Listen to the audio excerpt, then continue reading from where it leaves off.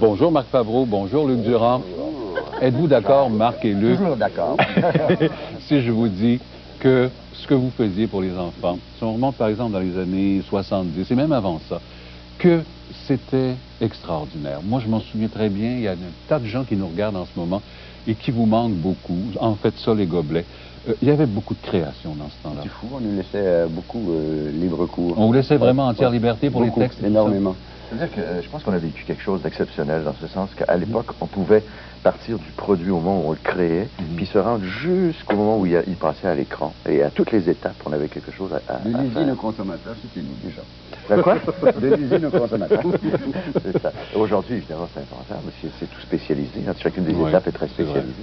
Sur le plan de l'écriture, comment vous vous divisiez ça? Est-ce On que se partageait. Non, on n'écrivait pas ensemble. Jamais ensemble. On se concertait, ça va de soi. Pour pas faire deux émissions avec les mêmes, sur le même thème, mais on se partageait la tâche. 1 sur 2, quoi. Sur une saison d'une trentaine, ben, on en faisait chacun 15. Chacun 15 demi-heures, voilà. Mais est-ce que dans le temps, on faisait ces espèces de petites enquêtes qu'on fait peut-être encore plus aujourd'hui, à savoir qui est-ce qu'on doit aller visiter chez les enfants, de quel âge à quel âge et tout ça? Est-ce que vous pensiez à ça avant d'écrire vos textes? Jamais. On ne tenait pas compte de l'âge des enfants Ah bon? du tout. On tenait à peine compte des enfants. Il fallait en tenir compte parce qu'ils écoutaient, mais on tenait compte aussi des parents qui étaient obligés de subir les émissions pour enfants, comme c'est souvent le cas. Donc, il y avait plein d'allusions. Non, mais il y avait plein d'allusions dans nos choses qui ciblaient les adultes. Et c'est peut-être pour ça que ça a duré assez longtemps. On mettait peut-être la barre un peu haute, mais on tablait sur le fait que, par exemple, un bon Buster Keaton ou un bon Charlot, tout le monde adore regarder ça. Donc, nous, c'était notre théorie. Donc, on ne pensait pas spécifiquement aux enfants. On pensait de faire de jolies émissions, quoi, qui soient regardables. Une chose qui nous a très, très beaucoup aidé au début, c'est qu'on nous a dit, vous n'aurez pas de décor.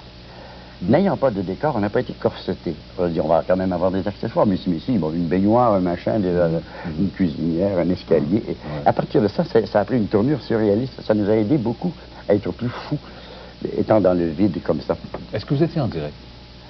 C'est-à-dire que c'était un petit peu comme du direct. Ça, les gobelets n'a jamais été vraiment en direct, mais c'était un peu comme du direct dans ce sens qu'il fallait que ce soit en canne, comme on dit, là, en boîte, l'émission, à la fin de la journée, et dans la continuité. C'est-à-dire qu'on commençait à la page 1 et on terminait à la page 50 ou 60. Donc, on répétait une partie de la journée pour mettre les caméras en place, comme on faisait quand c'était du direct.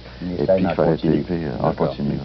Alors, installez-vous bien confortablement, tout le monde à la maison, les enfants, les adultes, on regarde, on retourne en 1970, Sol et Gobelets. Les gobelets sont de drôles de pistolets. Ils marchent sur la tête, même quand c'est pas leur fête. Ça n'est pas une cloche, c'est une sacrée galoche. Ça, les gobelets sont de drôles de pistolets.